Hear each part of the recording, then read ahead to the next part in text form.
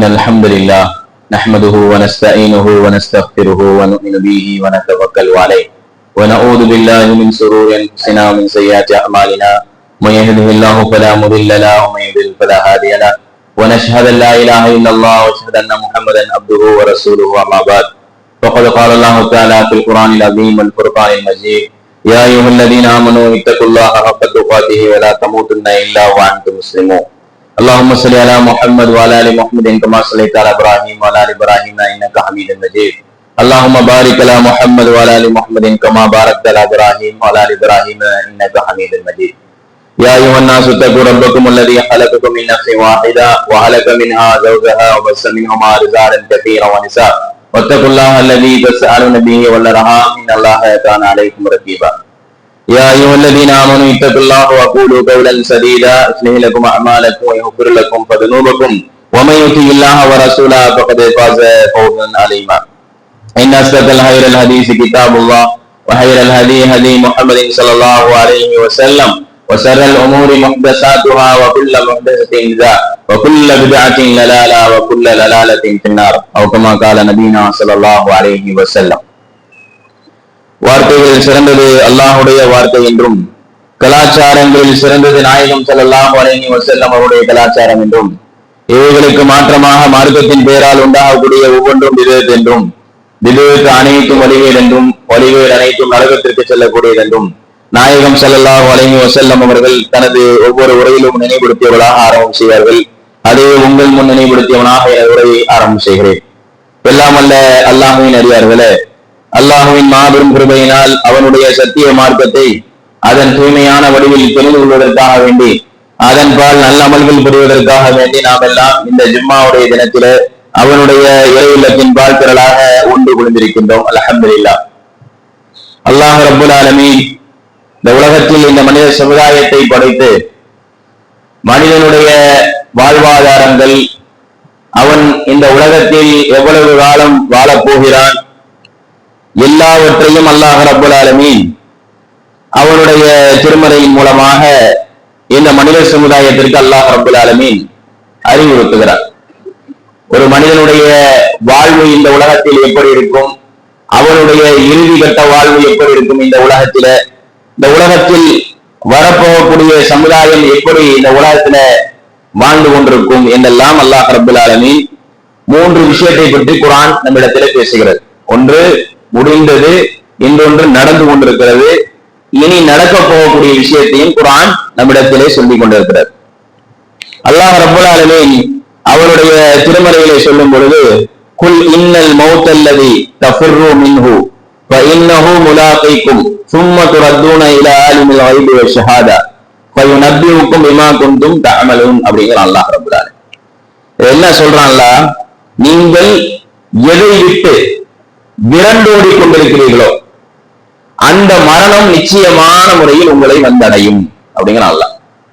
எந்த மரணத்தை பயந்து, எந்த மரணம் என்னுடைய வாழ்வில் வந்துவிடக் கூடாது என்கின்ற அந்த அச்சம், அந்த பயம் உங்களுடைய உள்ளத்தில் இருக்கிறது அல்லவா, அந்த மரணம் உங்களை நிச்சயமான முறையில் உங்களை வந்து அடைந்து தீரும், அதுல எந்த ஒரு மாற்று கருத்தும் இல்லை அப்படின்னு அல்லாஹ் ரப்புல் ஆலமீன் சொல்லிவிட்டு சொல்றான்.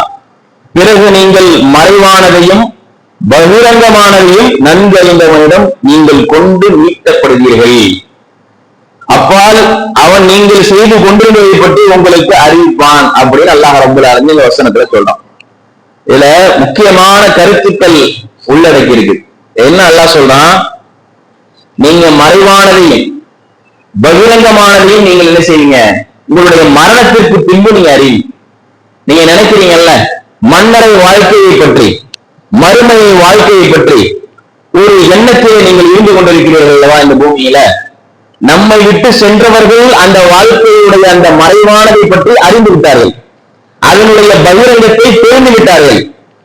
எந்த பகிரங்கத்தை, எந்த மறைவானதை அவர்கள் அறிந்து கொண்டார்களோ அதுபோன்று அந்த மரணத்தை நீங்கள் சுவைக்கும் பொழுது, எந்த மரணத்தை விட்டு நீங்கள் விரண்டோடி கொண்டிருக்கிறீர்களோ அந்த மரணம் உங்களை அடையும் பொழுது அந்த மறைவான விஷயத்தை பற்றி நீங்கள் தெரிந்து கொள்வீர்கள் அப்படிங்கிற அல்லாஹ் ரப்புல் ஆலமீன்.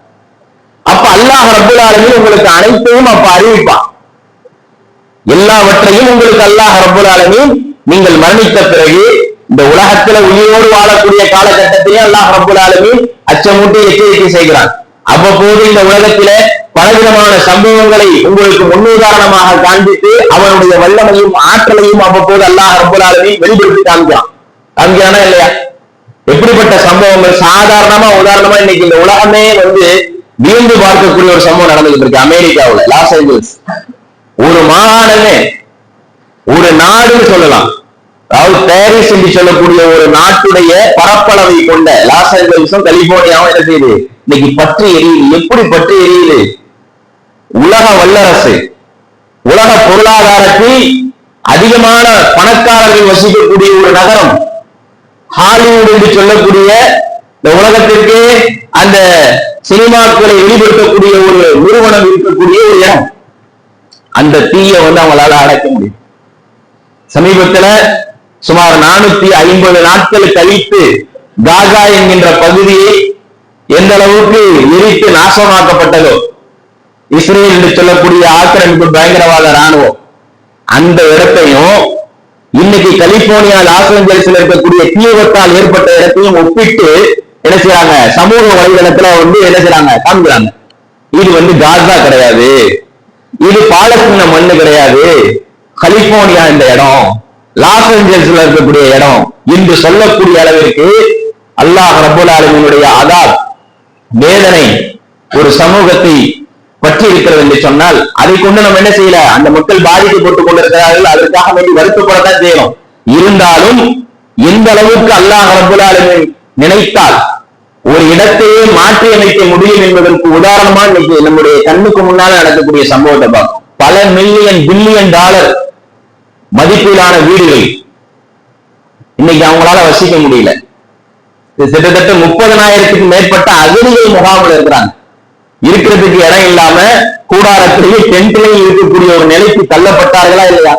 அப்போ எப்படி வேண்டுமானாலும் இந்த உலகத்தில் வாழ்ந்து விடலாம், நம்மிடத்தில் பொருளாதாரம் இருக்கிறது, செல்வம் இருக்கிறது, நம்மிடத்துல அதிகாரம் இருக்கிறது என்கின்ற அடிப்படையில் இருந்த ஒரு சமூகத்தை அல்லாஹ் ரப்பல் ஆலமீன் ஒரு நிமிஷத்துல ஆட்டி படைச்சுட்டானா இல்லையா?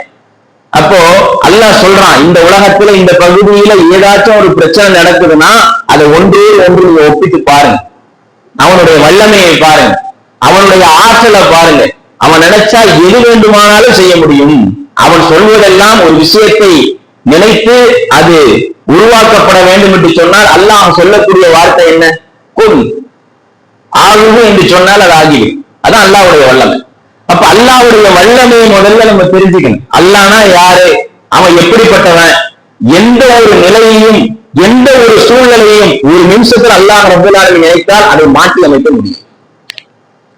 உதவியே இல்லை, ஒரு இக்கட்டான ஒரு சூழ்நிலையில் நாம் மாற்றிக்கொண்டோம். அதற்குத்தான் பல உதாரணங்கள் அல்லாஹ் ரப்பல் ஆலமீன் குறிப்பிட்டு காமிக்கின்றனா இல்லையா? யூனுஸ் அலைஹிஸ்ஸலாத்து வஸலாம் அவங்களை பத்தி அல்லாஹ் சொல்லும் பொழுது அவர் அந்த மீன் வயிற்றில் இருந்து நம்மை அழைத்தார் அப்படிங்கிற அல்லாஹ். இது எப்படிப்பட்ட எதுக்கு சொல்லி காமிக்கிறான் அல்லாஹ் குர்ஆன்ல அப்படின்னா, நீங்க கற்பனைக்கு எட்டாத விஷயங்கள், நீங்க நடக்கவோ நடக்காது, இது சாத்தியமே கிடையாது, இதுக்கப்புறம் இவனுடைய வாழ்வு முடிந்து போய்விட்டது என்று நீங்கள் நினைக்கிறீர்கள் அல்லவா? அப்படிப்பட்ட சூழ்நிலையில் ஒரு அடியான் என்னை அழைத்தால் அவனுடைய வாழ்க்கையை நான் மாற்றி அமைச்சிருவோம் அல்லாஹ் ரப்பல் ஆலமீன். அப்படித்தானே அல்லாஹ் ரப்பல் ஆலமீனுடைய உதவி. ஒவ்வொரு நபிமார்களுடைய வாழ்க்கையை நீங்க எடுத்துங்க, அவங்களுக்கு அல்லாஹ் ரப்பல் ஆலமீன் கடைசி கட்டத்துல தான் உதவி செய்யலாம். எப்படிப்பட்ட சூழ்நிலைன்னு சொன்னாக்கா உயிர் போயிடும், உலகத்தை விட்டு உயிர் பிரிஞ்சு போறோம், நெருக்கடி, அவ்வளவு நெருக்கடி, இதுக்கு மேல இந்த உலகத்துல வாழ முடியாது, இந்த உலகத்தை என்னால பார்க்க முடியாது என்கின்ற நிலைமைக்கு எண்ணக்கூடிய அளவுக்கு அவர்களுக்கு அல்லாஹ் ரப்பல் ஆலமீன் சோதனை கொடுக்கும். இப்ராஹிம் அலைஹிஸ்ஸலாத்து வஸலாம் அவங்களை நெருப்பு குண்டத்துல தூக்கி எறிஞ்சாங்க, சாத்தியமா? அல்லாஹ் சொல்றானா இல்லையா? பூமி பொருள் சலாமுன் அலா இப்ராஹிம். அல்லாஹ் சொல்றான், நெருப்பு நீ அவர் மீது தன்மையுடையதாக மாறிவிடு அப்படிங்கிறான். குளிர் உள்ளதாகவும் மாறிடாத, அதிகமான வெப்பமும் உள்ளதாக மாறிடாத, ஒரு சமநிலையில இருக்கிறான். பூமி பொருள் சலாமுன் அலா இப்ராஹிம். குளிரா மாறிடுனா குளிர்ல மூத்தாக்கிடுவாங்க, அவங்க தாங்க முடியாது. அப்போ அல்லாஹ் சொல்றான், அவங்களுக்கு ஒரு விடுவிப்பா, அதன் மூலமா எந்த ஒரு பாதிப்பு ஏற்படாத ஒண்ணும் என்ன செய்ய, அந்த ஒரு நிலையை நீ என்ன செய்யுது மாறிவிடுன்னு அல்லாஹ் ரப்பல் ஆலமீன் கட்டளை பிறப்பிக்கின்றான். அப்போ அல்லாஹ் ரப்பல் ஆலமீன் காப்பாற்று. அப்போ இந்த உலகத்தில் அல்லாஹின் மீது ஈமான் கொண்ட எந்த ஒரு மக்களையும் அல்லாஹ் ரப்பல் ஆலமீன் காப்பாற்றாமல் இருந்ததே இல்லை. இன்னைக்கு காசா மக்களை பார்க்கிறோம், ரோட்டு ஓரத்துல என்ன செய்யறாங்க, இன்றைக்கு போர் நிறுத்த ஒப்பந்தம் 20ஆம் தேதி அமெரிக்க அதிபர் டொனால்டு ட்ரம்ப் என்ன செய்யறாரு, பதவி ஏற்க போறாரு. அதுக்கு முன்னாடி அவசரமாக ஒரு போர் ஒப்பந்தத்தை என்ன செய்யறாங்க, ஜோ பைடன் மூலமாக இன்னும் என்ன செய்யப்பட்டிருக்கு, கையெழுத்திடப்பட்டிருக்கிறது. முதல் கட்டமாக 6 வாரங்கள் போர் என்ன செய்வது, நிறுத்தப்படுகிறது. பிணைய கைதிகளை நீங்க விடுவிக்கல. சுபஹான் அல்லாஹ். எத்தனையோ நாடுகளை அழித்த அமெரிக்கா, எத்தனையோ நாடுகளை இல்லாமல் ஆக்கிய இஸ்ரேல், இன்றைக்கு சாதாரணமாக ஒரு குறுகிய நிலப்பரப்பில் இருக்கக்கூடிய ஒரு மக்களுடைய ஈமானை கண்டு பயந்து நடுங்கி இன்னைக்கு போர் ஒப்பந்தத்துக்கு வருகிறார்கள் என்று சொன்னால் அது அல்லாஹ்வுடைய வல்லமையா இல்லையா? 450 நாள் ஒரு சின்ன ஒரு கூட்டம், உலக வல்லரசு இஸ்ரேல் என்று சொல்லக்கூடிய டெக்னாலஜியில அட்வான்ஸா இருக்கக்கூடிய எல்லா விதமான விற்பனை இந்த உலகத்திற்கு செலவு செய்யக்கூடியவர்கள், விற்பனை செய்யக்கூடியவர்கள், அவர்களால் தாக்கு பிடிக்க முடியவில்லை என்று சொன்னால் அவருடைய ஈமானுடைய உறுதி, அந்த மக்களுடைய ஈமானுடைய ஒரு காலமும் பின்வாங்கலையே. ஒரு துரோகிகள் அவரிடத்திலிருந்து வெளியே வரலையே. காட்டி கொடுக்கக்கூடிய உறவுகள் கூட இல்லையே. தன்னுடைய மக்கள் மண்ணுக்காக வேண்டி கடைசி வரைக்கும் நாங்க மௌத்தாவனா ஷஹீதாவனா இந்த மண்ணில்தான் மௌத்தாப்போம் கடைசி வரைக்கும் அந்த மண்ணுக்காக வேண்டி போராடினார்களே.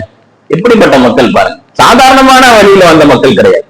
நபிமார்கள் அந்த மண்ணுடைய தியாகத்தை நீங்க பாத்தீங்கன்னா சுப்ஹானல்லாஹ், தியாகங்கள் அர்ப்பணிப்புகள் இன்றளவும் இந்த பிறந்து கொண்டிருக்கக்கூடிய ஒவ்வொரு மக்களும் சரி, இன்றளவும் அவருடைய வாழ்க்கையில அர்ப்பணிப்புகளை நம்ம பார்த்து கொண்டோம். அப்போ அந்த மக்கள் தன்னுடைய உயிரை கேடயமாக பயன்படுத்தி இந்த உலகத்துல ஒரு மனுஷன் அதிகமா நேசிக்கிறது என்ன? உயிர் வாழன். நான் உயிர் வாழணும், அதுக்காண்டி என்ன வேணாலும் செய்வதற்கு இந்த மனிதன் இந்த உலகத்துல தயாரா இருக்கிறான். எது வந்து எப்படி போனாலும் பரவாயில்ல, நான் உயிர் வாழன், அதுக்கு என்ன எது கொடுக்கறதுக்காக தயாரா இருக்கிறேன் அப்படிங்கிறான். ஆனா அந்த உயிரை அவர்கள் என்ன செஞ்சாங்க? அதை கேடயமாக வைத்து போராடினார். எங்கள்கிட்ட இருக்கிறது அது மட்டும்தான், அல்லாஹ்வுக்காக வேண்டி கொடுப்பதற்கு அது மட்டும்தான் என்று போராடினார்கள். அல்லாஹ் ரப்பல் ஆலமீன் வெற்றியை கொடுத்தானா இல்லையா? உறுதுணையாக இருந்தானா இல்லையா? இன்றளவும் அல்லாஹ் ரப்பல் ஆலமீன் உதவி செய்து கொண்டிருக்கிறானா இல்லையா? கைவிடலையே அல்லாஹ் ரப்பல் ஆலமீன். அவர்கள் கேட்ட துஆவை அல்லாஹ் ரப்பல் ஆலமீன் கைவிடலையே. அப்போ அந்த மாதிரியான நம்பிக்கை நம்ம இடத்துல வரும். நாம இன்றளவு நம்ம என்ன நினைச்சுக்கிட்டு இருக்கோம்?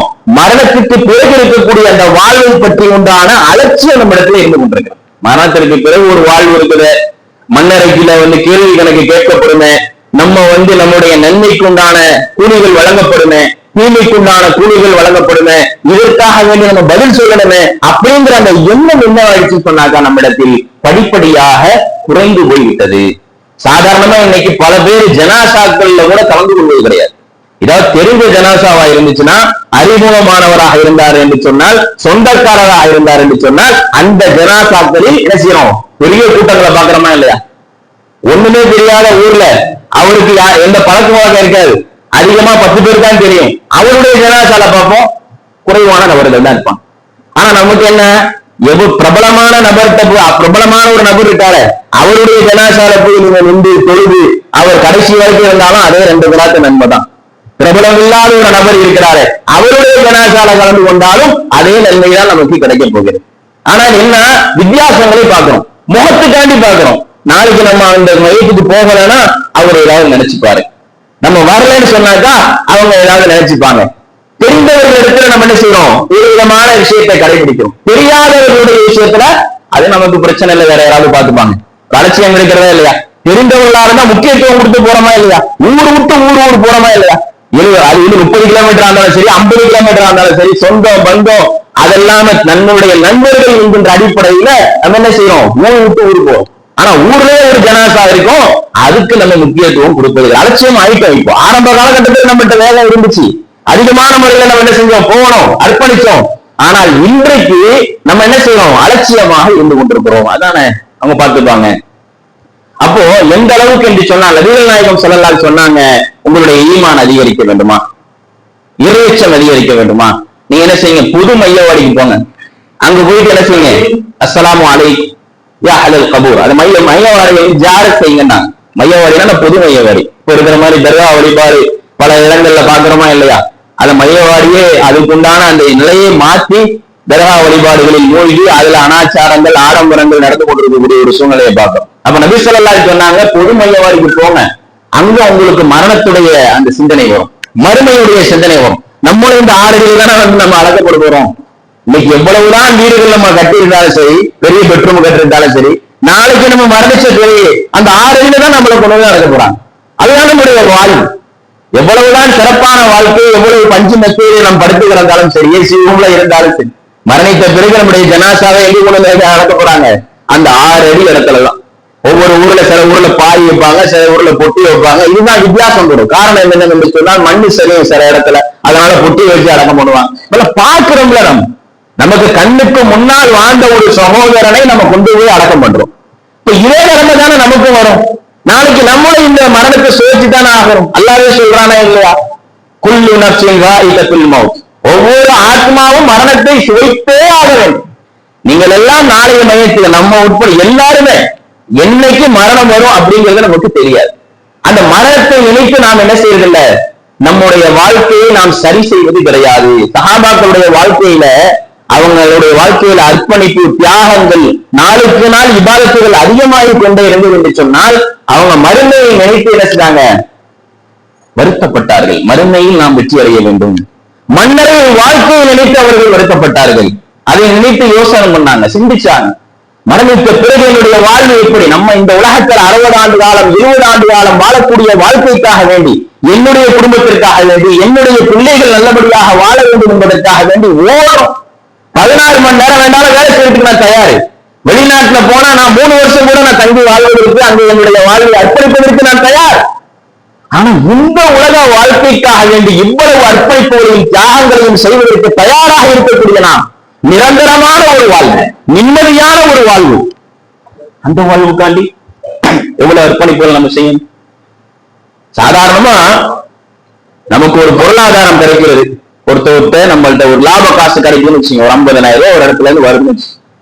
4 மணிக்கு வந்து வாங்கிங்க அப்படின்னா நம்ம என்ன செய்வோம், 3 மணிக்கே போயிடும். ஏன்? பொருளாதாரம், அதை பெற்றுக்கொள்ள வேண்டும், அதன் மூலமாக என்னுடைய பிரச்சனைகள் தீரும், நான் ஒரு நல்ல நிலையில அடைகிறேன். உலகத்தில் இருக்கக்கூடிய பொருளாதாரம். ஆனா மறுமைக்காக வேண்டி சம்பாதிக்கக்கூடிய இந்த உலகத்தில் செய்யக்கூடிய அமல்கள், அதற்காக வேண்டி நம்ம காத்திருக்கிறோமா? அதற்காக வேண்டி என்னுடைய கால்கள் நடக்கின்றதா? பள்ளி வாயில நோக்கி நடந்து வர்றோமா? நம்ம ஜும்மாவுடைய தினத்துக்கு இவ்வளவு பேர் நம்ம கூட்டமா வரமே, இதே அசர் தொழுகையில இதே கூட்டம் இருக்குமா? இதே மஹரிபு தொழுகையில இதே கூட்டம் இருக்குமா? இதே இஷா தொழுகையில நம்மளால இந்த இடத்துல நம்ம இவ்வளவு பேர் ஒன்று கூட முடியுமா? இதே ஊர்ல தானே நம்ம இருக்கிறோம். அதிகபட்சமா வெளியூர் செல்லக்கூடியவர்கள் 10-15 பேர் வச்சுங்க. பரவான தொழுகையில எவ்வளவு வளர்ச்சியமா நம்ம இருக்கோம். பஜருடைய தொழுகை இன்னைக்கு எத்தனை பேர் தொழுவீங்க அப்படின்னு கையை தூக்குங்கன்னு சொன்னா பல பேர் இன்னைக்கு பஜருடைய தொழுகையை தொழுக மாட்டோம். ஏன்னா அவ்வளவு பலகீனமாக இருந்து கொண்டிருக்கும் ஒரு சில நபர்களை தவிர. ஏனென்றால் இபாதத்துடைய விஷயத்தில் அலட்சியம். அல்லாஹ் ரப்புல் ஆலமீன் தொழுகையை பொறுத்தவரையில எக்ஸ்கியூஸே கிடையாது. இஸ்லாத்துல எல்லாவற்றுக்கும் எக்ஸ்கியூஸ் இருக்கு. சில விஷயங்களுக்கு நோன்பு வந்து அந்த நோயாளியாக இருக்கக்கூடிய காலகட்டத்தில் உங்களால் நோக்க முடியலாம், வேற ஒரு நாள் என்ன செய்யலாம், நீங்க நோட்டு கொள்ளலாம். தொழுகை அப்படி கிடையாது. தொழுகை உங்களுக்கு நின்று தொழுக முடியலன்னா உட்கார்ந்து தொழுவும், உட்கார்ந்து தொழ முடியலன்னா படுத்துக்கிட்டு தொழுவும், படுத்துக்கிட்டு தொழுக முடியலனாலும் செய்கையிலையாவது நீங்க என்ன செய்யுங்க, தொழுதாகவே. தண்ணீர் இல்லையா தயமம் செய்யுங்க. நபிகள் நாயகம் ஸல்லல்லாஹு அலைஹி வஸல்லம் அவர்கள், அல்லாஹ்வுடைய தூதர் ஸல்லல்லாஹு அலைஹி வஸல்லம் சக்கராத்துடைய நிலையில கூட தொழுகை உடலைய, கடுமையான தலைவலி, உடம்பு அப்படியே கொதிக்குது, என் மீது தண்ணீரை ஊற்றுங்கள் ஊற்றுங்கள் நாங்க நபிகள் நாயகம் ஸல்லல்லாஹு அலைஹி வஸல்லம். அல்லாஹ்வுடைய தூதர் ஸல்லல்லாஹு அலைஹி வஸல்லம் அவர்கள் ஹயாத்தோடு இருந்து வெறும் 17 ரக்காயத்துகள் மட்டும்தான் ஜமாத்தோடு அல்லாஹ்வுடைய தூதர் ஸல்லல்லாஹு அலைஹி வஸல்லம் தொழுவல, ஜமாத் வச்சு தொழுவல, தொழுவச்சு கொடுக்கல. மற்ற எல்லா தொழுவையும் நபிகள் நாயகம் ஸல்லல்லாஹு அலைஹி வஸல்லம் அவங்க தொழுகிறார், தொலை வச்சிருக்கிறாங்க. அந்த 17 ரக்காயத்துகள் மட்டும்தான், 17 வக்துடைய தொழுகை மட்டும்தான் யார் வைக்கிறார்? அபூபக்கர் சித்திக் ரலியல்லாஹு அன்ஹு அவர்கள் வைக்கிறார்கள் என்கிற வரலாற்று சம்பவங்களை நம்ம பார்க்க முடியும். அப்போ தொழுகை என்பது ஒரு மனிதனுடைய வாழ்க்கையில கண்டிப்பாக கடைபிடித்தே ஆக வேண்டும். ஒரு வக்து தொழுகையை அந்த மனிதன் விட்டு விட்டால் அதற்குண்டான அல்லாஹ் ரப்பல் கேள்வி கேட்ட என்ன பதில்? ஒரு பதிலும் கிடையாது. என்ன பதில் சொல்லுவோம் நம்மளால? நம்ம பல வக்து தொழுகை நமக்கு அலட்சியமா நம்ம விட்டுக்கிட்டு இருக்கோம். பல வக்து தொழுகைய அலட்சியமான முறையில நம்ம என்ன செய்யறோம், விட்டுக் கொண்டிருக்கோம். மஸ்ஸலாத்து மிஃப்தாஹுல் ஜன்னா, சொர்க்கத்துடைய திறவுகோல் இந்த தொழுகைதான். இன்ன ஸலாத்த தன்ஹா அனில் ஃபஹ்ஷாஇ வல் முன்கர், தொழுகை என்பது மானக்கேடான விஷயத்திலிருந்தும் அறிவுறுத்தத்தக்க விஷயத்திலிருந்தும் பாதுகாக்கக்கூடிய கேடயம் என்றெல்லாம் நமக்கு தெரியும். ஆனா அந்த தொழுகையில் எவ்வளவு கவனக்குறைவா இருக்கிறோம். இவ்வளவு அலட்சியமா இருக்கிறோம். தொழ முடியுதா நம்மளால? தொழணும்னு நினைக்கும் போது எவ்வளவு தடைகள் ஏற்படுகிறது, நமக்கு எவ்வளவு சிந்தனை மாற்றங்களை சைத்தான் நமக்கு ஏற்படுத்தலாம். தொழணும்னு பள்ளியை நோக்கி நம்ம நடந்து வர முடியுதா? பல பேர் என்ன செய்யறோம், சில பேர் என்ன பண்றோம், பள்ளியை நோக்கி பிரதான தொழுகைக்கிறோம். பல பேர் என்ன செய்யறது இல்ல, வீட்டிலேயே சில பேர் தொழக்கூடியவர்களாக இருக்கிறார். ஆண்கள், நபிகள் நாயகம் ஸல்லல்லாஹு அலைஹி வஸல்லம் அவங்க ஆண்கள் எங்க வரணும், பள்ளிக்கு வந்துதான் தொழுவோம். ஒரு கண்ணு தெரியாத சஹாபி சொல்றாங்க, அல்லாஹ்வுடைய தூதரே எனக்கு கண்ணு தெரியல, நான் வீட்டுல தொழுதுக்கலாமா, அனுமதி கொடுங்கிறாங்க. நபி ஸல்லல்லாஹு அலைஹி வஸல்லம் அனுமதி கொடுத்துடுறாங்க. போறாங்க, அவங்க நடந்து திருப்பி கூப்பிடுறாங்க. பள்ளியுடைய பாங்கோசை கேட்கிறா, உண்மை மக்தும் பள்ளி எல்லாம் பள்ளியுடைய பாங்கோசை உங்க காதுகளை கேட்கிறாங்க, ஊர் வரைக்கும் கேட்கிறாங்க, கேட்குதுங்க. அப்ப பள்ளிவாசல் நீங்க வந்துதான் அவங்க வீட்டுக்கும் பள்ளிவாசலுக்கும் ஒரு கயிறை கட்டி என்ன செய்வாங்க, அவங்க இருக்க ஹயாத்தா இருக்கக்கூடிய காலகட்டம் வரைக்கும் அந்த கயிறை பிடிச்சுக்கிட்டே பள்ளிவாசல தொழுதுட்டு போவோம். கண்ணு தெரியாத ஒரு சொன்னார். கண்ணு தெரிஞ்ச நம்ம பள்ளிவாசலை நோக்கி தொழுவதற்கு தயாராகி, ஹய்யால ஸலா ஹய்யாலல் ஃபலா, தொழுகையின் பக்கம் வாருங்கள், வெற்றியின் பக்கம் வாருங்கள் என்று பாங்கோசை பல பள்ளிகள்ல கேட்டுக்கிட்டு இருக்குது. கேட்கிறா இல்லையா? ஒரு பள்ளி விட்டா ஒரு பள்ளி, குறைஞ்சது இந்த பாங்கோசை முடிவதற்கு ஒரு 10 நிமிஷமாவது ஆகும். ஊர்ல டைமிங்ல வித்தியாசப்படும் பொழுது அத்துணை பாங்கோசையும் என்னுடைய காதுகளில் கேட்கும் நம்ம என்ன செய்யறோம், அலட்சியமாக இருந்து கொண்டிருக்கிறோம். இதுக்கு என்ன அர்த்தம் அப்படின்னா, இந்த உலக வாழ்வில நம்ம மூழ்கிட்டோம். என்னுடைய வேலை பெருசா தெரியுது, என்னுடைய பிரச்சனை எனக்கு பெருசா தெரியுது, இந்த உலக வாழ்க்கையில என்னுடைய தேவைகள் எனக்கு முக்கியமாக தெரிகிறது. மறுமை வாழ்க்கையோ அல்லாஹ்வை தொழ வேண்டும் என்கின்ற எண்ணமோ எனக்கு பெரிதாக தெரியவில்லை. அது முதல்ல பெருசா தெரிஞ்சு, எல்லாவற்றையும் தெரியுது தொழுகைதான். எந்த உலக வாழ்க்கையில எதெல்லாம் எவ்வளவு இம்பார்ட்டன்டான வேலை இருந்தாலும் சரி, இந்த உலகத்தை ஃபர்ஸ்ட் இம்பார்ட்டன்ட் தொழுகைக்கு தான் கொடுக்க சொல்லுது இஸ்லாம். ஃபர்ஸ்ட் ப்ரிஃபரன்ஸ் உங்களுக்கு என்ன, தொழுகைதான். அதான் நபிகள் நாயகம் ஸல்லல்லாஹு அலைஹி வஸல்லம் சொல்றாங்க, நாளை மறுமை நாளில் சொர்க்கவாசிகள் நரகவாசிகளை பார்த்து கேட்பார்கள், மா ஸலககும் ஃபி ஸகர், எப்ப அந்த சக்கரங்கிற நரகத்துல எதுக்கு நீங்க சேர்ந்தீங்க அப்படின்னு கேட்பாங்க. அப்போ அந்த நரகவாசிகள் சொல்வார்கள், காலு லம் நகும் மினல் முஸல்லீன், நாங்கள் தொழக்கூடியவர்களாக இல்லை, நாங்கள் தொழுகையாளியாக இந்த பூமியிலே இல்லை, அதனால இந்த நரக படுகொலையில விழுகிறோம். ஒரு மனுஷன் தொழுகை இல்லைன்னா அவன் செல்லக்கூடிய இடம் எதுவா இருக்குது, நரகமாக இருக்கின்றது. நரக வேதனையை நம்மளால தாங்க முடியுமா சொல்லுங்க? நரக வேதனைய, நரகத்தை பற்றி நபிகள் நாயகம் ஸல்லல்லாஹு அலைஹி வஸல்லம் சொன்னாங்க, நரகத்துல ரொம்ப ஒரு குறைவான ஒரு தண்டனை என்ன தெரியுமா, நெருப்பாலான 2 காலணிகளை அல்லாஹ் ரப்பல் ஆலமீன் அந்த அடியானுக்கு கொடுப்பார். ரொம்ப குறைவான தண்டனை, ரொம்ப லாஸ்ட். அதன் மூலமாக அவனுடைய அந்த மூளை மட்டும் என்ன செய்யும், கொதிக்கும் அப்படின்னாங்க நபிகள் நாயகம் ஸல்லல்லாஹு அலைஹி வஸல்லம். அவ்வளவு பயங்கரமானது. இன்னைக்கு அமெரிக்கால நடக்கக்கூடிய சம்பவத்தை பாருங்க. 2 மாகாணத்துக்கு மத்தியில ஒரு இடத்துல கடுமையான குளிர், 50 மைனஸ் டிகிரிக்கு மேல போயிடுச்சு. இன்னொரு பக்கம் கடுமையான வெப்பம். இந்த லாஸ் ஏஞ்சல்ஸ்லயும் கலிபோர்னியாலையும் ஏற்படக்கூடிய தீ விபத்தினால கடுமையான வெப்பம். இன்னொரு பக்கம், ஒரு பக்கம் வெப்பம், இன்னொரு பக்கம் கடுமையான குளிர். 2 வகையான பாதிப்புகள், 2 வகையான பிரச்சனைகளை அந்த மக்கள் சந்தித்துக் கொண்டிருக்கிறார். இந்த விஷயத்த நபிகள் நாயகம் ஸல்லல்லாஹு அலைஹி வஸல்லம் சொல்றாங்க பாருங்க. ஒரு விஷயத்த அல்லாஹ் ரப்பல் ஆலமீன் நரகம் என்ன செஞ்சுச்சு, தீ மூட்டப்பட்டுச்சு. எப்படி என்று சொன்னால் 1000 ஆண்டுகள் 3000 ஆண்டுகள் அல்லாஹ் ரப்பல் ஆலமீன் நரகத்தை என்ன செஞ்சான், கடுமையான வெப்பத்தை அது பெற வேண்டும் என்பதற்காக வேண்டி 3000 ஆண்டுகள் சூடேற்றப்பட்டது இந்த நரகம். நரகம் சூடேற்றப்பட்ட உடனேயே நரகம் அல்லாஹ்விடத்திலே கெஞ்சியது. நபி ஸல்லல்லாஹு அலைஹி வஸல்லம் சொல்றாங்க, அதிகமான முறையில் என்னை சூடேற்றியதன் காரணமாக என்னுடைய ஒரு பகுதி இன்னொரு பகுதியை அறுத்து விட்டது அப்படின்ட்டு அல்லாஹ்விடத்துல நரகம் கெஞ்சி. அப்ப அல்லாஹ் ரப்பல் ஆலமீன் சொன்னான், வருடத்தில் 2 முறை இந்த உலகத்தை நோக்கி 2 மூச்சு காற்று விட்டுக்கொள். அந்த சூட தணித்து கொள்வதற்காக வேண்டி வருடத்தில் 2 முறை 2 மூச்சு காற்றை விட்டுக்கொள் அப்படின்னு அல்லாஹ் அனுமதி கொடுத்தான். அப்ப நபிகள் நாயகம் ஸல்லல்லாஹு அலைஹி வஸல்லம் சொன்னாங்க, இந்த உலகத்தில் நீங்கள் சந்திக்கக்கூடிய கடுமையான வெப்பம் அது நரகத்துடைய ஒரு மூச்சுக்காற்று, கடுமையான குளிர் இன்னொரு மூச்சுக்காற்று அப்படின்னு நாங்க நபி ஸல்லல்லாஹு அலைஹி வஸல்லம். தாங்க முடியாத நம்மளாண்டி வெப்பத்தை மைனஸ் டிகிரிலாம் பல நாடுகள்ல போனிச்சுன்னா ரொம்ப கஷ்டம். அவங்களால ஒரு தண்ணீர் கூட அருந்த முடியாது. வாயில் இருக்கக்கூடிய எச்சில் இருக்குல்ல, உமிழ்நீர், உமிழ்நீர் கூட அவங்க என்ன செய்யறாங்க, வாயை மூடிக்கொண்டு மாஸ்க் போட்டு மூடிக்கொண்டு தான் போறாங்க. ஏன்னா அந்த காற்று பட்டுச்சுன்னா உமிழ்நீர் வரையும் என்ன செய்யும், உறைஞ்சிட்டு இருக்கிற அளவுக்கு அந்த அளவுக்கு கடுமையான குளிர். இப்படிப்பட்ட ஒரு நிலையை வாழ்ந்து கொண்டிருக்கக்கூடிய ஒரு சமூகத்தை பார்க்கிறோம். அப்ப அல்லாஹ் ரப்பனா உலகத்துல எடுத்துக்காட்டா காமிக்கிறான், கண்ணுக்கு முன்னாடி நம்ம பார்க்கிறோம். நபிகள் நாயகம் ஸல்லல்லாஹு அலைஹி வஸல்லம் அவங்க சொன்ன ஒவ்வொரு விஷயமும் இன்னைக்கு நடந்துகிட்டு இருக்குதா இல்லையா? நபிஸா சொன்னாங்க, ஒட்டகம் வைத்துக் கொள்ளக்கூடியவர்கள் உயரமான கட்டிடத்தை கட்டாதவரை மறுமை நாள் வராதுன்னாங்க. ஹதீஸ் இருக்கு. Burj Khalifa 800 metre, Jeddah tower 1000 metre, இப்ப சவுதியில இன்னொரு டவர் உருவாகிட்டு இருக்கு 2000 மீட்டர் உயரமான கட்டிடம். எங்க சவுதியில பார்த்தா வேர்ல்டு டாலஸ்ட் பில்டிங் இப்ப கட்ட போறாங்க அடுத்தது project. Jeddah tower 1000 meter, Burj கலீஃபாவோட 200 மீட்டர் அதிகமா. அப்ப உயரமான கட்டிடங்கள் ஒரு பக்கம் எழும்பி கொண்டிருக்கிறது. நபிகள் நாயகம் ஸல்லல்லாஹு அலைஹி வஸல்லம் சொன்ன ஒவ்வொரு விஷயமும் இன்னைக்கு நடந்தேறி கொண்டிருக்கிறத நம்ம கண்ணுக்கு முன்னாடி பார்த்து கொண்டிருக்கிறோம். எல்லா விதமான அத்தாட்சிகளும் நமக்கு கண்ணுக்கு முன்னாடி நடந்தாலும் அதை பற்றி நம்ம என்ன செய்வதில்லை, சிந்திப்பது கிடையாது. நாம ரொம்ப நெருக்கத்தில் இருக்கிறோம் வறுமைக்கு. நாம் மிகவும் அருகாமையில் இருந்து கொண்டிருக்கிறோம், ஆனால் அலட்சியமாக இருந்து கொண்டிருக்கிறோம்.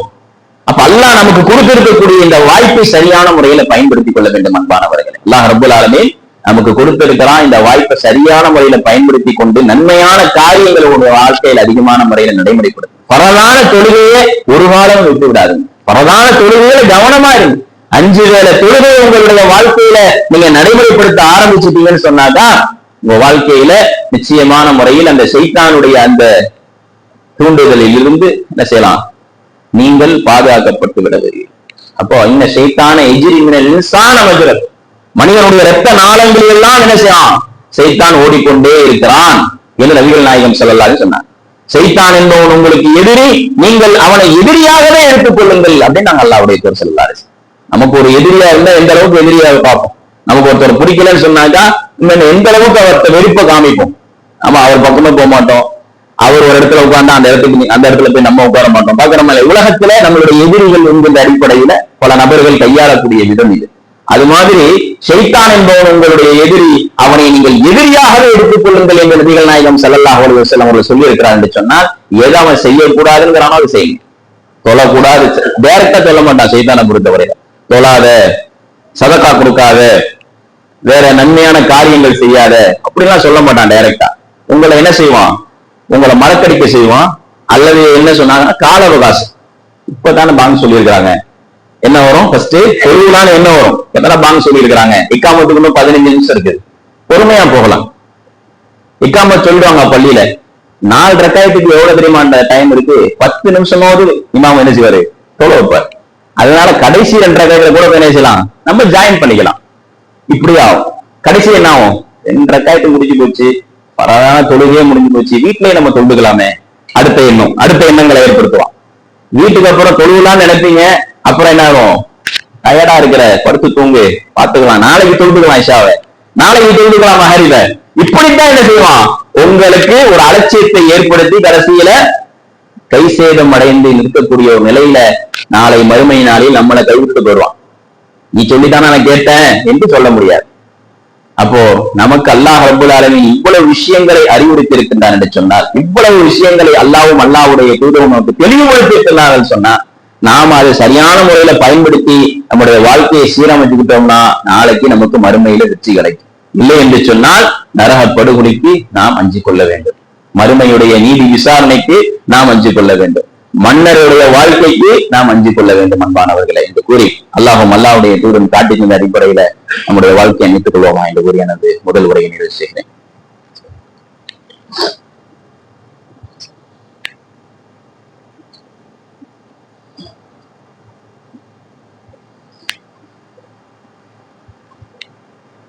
அல்ஹம்துலில்லாஹ் வஸ்ஸலாத்து வஸ்ஸலாமு அலா ரசூலில்லாஹி வ அலா ஆலிஹி வஸஹ்பிஹி அஜ்மஈன். அம்மா பஅத். அஊது பில்லாஹி மினஷ் ஷைத்தானிர் ரஜீம். பிஸ்மில்லாஹிர் ரஹ்மானிர் ரஹீம். குல் ஜாஅல் ஹக் வ ஜஹகல் பாத்தில் இன்னல் பாத்தில கான ஜஹூகா வ நுனஜ்ஜில மினல் குர்ஆனி மா ஹுவ ஷிஃபாஉ ரஹ்மத்துல் லில் முஃமினீன் வ லா யஸாலிமு இல்லா ஹஸாப். ரப்பி இஸ்ரஹ் லி ஸத்ரி வயஸ்ஸிர் லி அம்ரி வஹ்லுல் உக்தம் மின் லிசானி யஃப்கஹு கௌலி. அன்பானவர்களே, அல்லாஹ் ரப்பல் ஆலமீன் இந்த உலகத்திலே விதிக்கப்பட்ட சமுதாயத்தை பற்றி குர்ஆன்ல குறிப்பிட்டிருக்காங்க. 6 சமுதாயமா இருக்கட்டும், சமூக சமுதாயமா இருக்கட்டும், லூத் அலைஹிஸ்ஸலாத்துடைய சமுதாயமா இருக்கட்டும், நூஹ் அலைஹிஸ்ஸலாத்துடைய சமுதாயமா இருக்கட்டும், அல்லாஹ் ரப்பல் ஆலமீன் எதுக்கு சொல்லி காமிக்கிறான்னா, இந்த மாதிரி எல்லாம் இவர்கள் வாழ்ந்தார்கள், இவர்களுக்கு இவ்வளவு அவகாசம் நம்ம கொடுத்தோம், அல்லாஹ் சொல்றான், உங்களை விட வலிமையானவர்கள் அவர்கள். எந்த அளவுக்குன்னா, நீங்க நினைக்கிறீங்களா நீங்க வலிமையானவர்கள், உங்களை விட பலமானவர்கள். மலையை குடைந்து வாழ்ந்தார்கள். நீங்க நினைக்கிறீங்களா செல்வந்தர்னு, உங்களை விட பல மடங்கு செல்வந்தர்களாக அவர்கள் இருந்தார்கள். அப்ப அல்லாஹ் சொன்னான், அவங்க வாழ்ந்த மேல் பகுதி இருக்குல்ல, அதை அப்படியே நம்ம கீழ்ப்பகுதியா மாத்திட்டோம். ஒரே புரட்டு அப்படியே புரட்டிட்டோம்.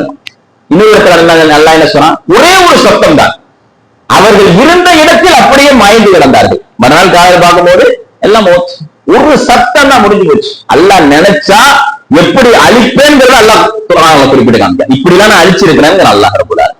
மேல் பகுதியை கீழ்ப்பகுதியா வச்சிருக்கேன். மழை நீர் தொடர்ந்து மழை பெய்து கொண்டே இருந்தது. நூஹ் அலைஹிஸ்ஸலாத்துடைய சமுதாயத்தை பத்தி அல்லாஹ் சொல்லும் பொழுது, இப்படி எல்லாம் ஒவ்வொரு சமுதாயத்தை நான் அழிச்சிருக்கிறேன். இந்த உலகத்தில் நீங்க பாருங்க, எப்படியெல்லாம் அவர்கள் வாழ்ந்தார்கள், எவ்வளவு மமதையில் இருந்தார்கள், எவ்வளவு ஆணவத்தில் இருந்தார்கள்.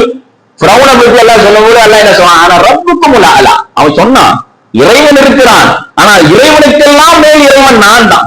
கடைசியில என்ன நிலைமை, கடல்ல மூழ்கடிக்கும் பொழுது நான் ஏற்றுக்கிறேன், மூசாவுடைய ஹாரூனுடைய இறைவனை நான் ஏற்றுக்கொள்கிறேன் என்று அவருடைய வாயில வந்த வார்த்தை அல்லாஹ் குர்ஆன்ல குறிப்பிட்டு காண்கிறானா இல்லையா?